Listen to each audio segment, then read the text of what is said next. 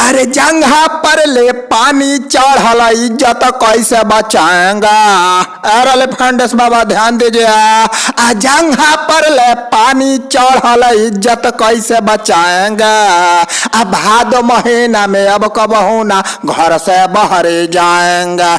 अरे बेटा ठीक बा पहले इज्जतिया अपन बचाव है खाते तो इज्जत बचावता रह। दूसर हाथ पवन के हाथ थमैले बड़ा चप्पल बचावता रह।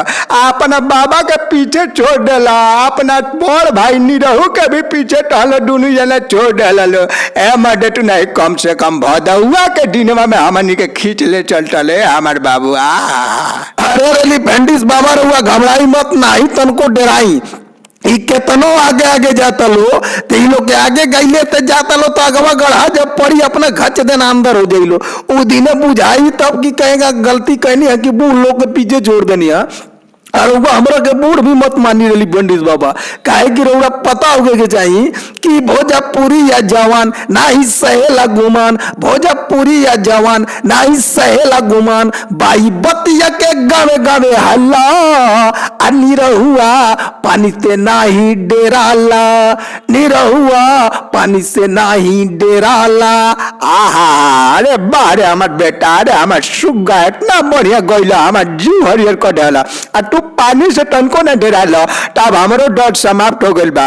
इलो आगे आगे लबर बढ़ल है हमार बाबू, जितना मर्जी होकर बढ़ल गढ़ा पड़ी तो गिरियल तो हमनी से मत कहिए। हमनी के बचावल ना, हमनी के कूद अपन इज्जत बचावत जगी टहल के बचावल दिया। खेसारी के देखो ना अपन इज्जत संभारे में एकदम लागल बना। अरे फेंडिस बाबा, अरे इज्जतिया इज्जत सबके खतरा में पड़ल बा। अरे इज्जतिया खतरा में बा। धीरे धीरे पनिया बढ़ता और दहिया के ऊपर चढ़ता।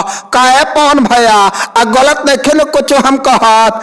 अरे हमार भाई खेसारी, अरे आज लेते कबो कोनो गलत बात कहला ही नहीं खे।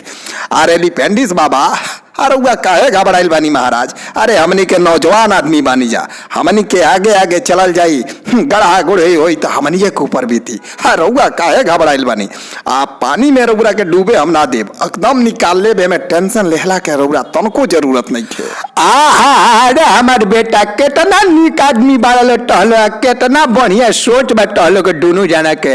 हमार खेसारी बाबू आ पवन बाबू एकदम सुंदर बाबू हम सरे टोनी कितना निक लड़का बारा सन। हम ना डनिया अब बाल तक चारू ओर आ गइल बा, चारू ओर पानी पानी हो गइल बा। ए भगवान जी अब बरखावा के रोक दी, जीव आदि हो गइल बा, सब लोग तबाही में पड़ गइल बा। जेने देखा ओने के हारानी हो गइल बा। ए प्रभु जी अरे दया करिए हनुमान जी, ए हनुमान जी, ए जय श्री राम जी, दया करी बाढ़ के रोकी महाराज, बड़ा हारानी भइल बा हो दादा।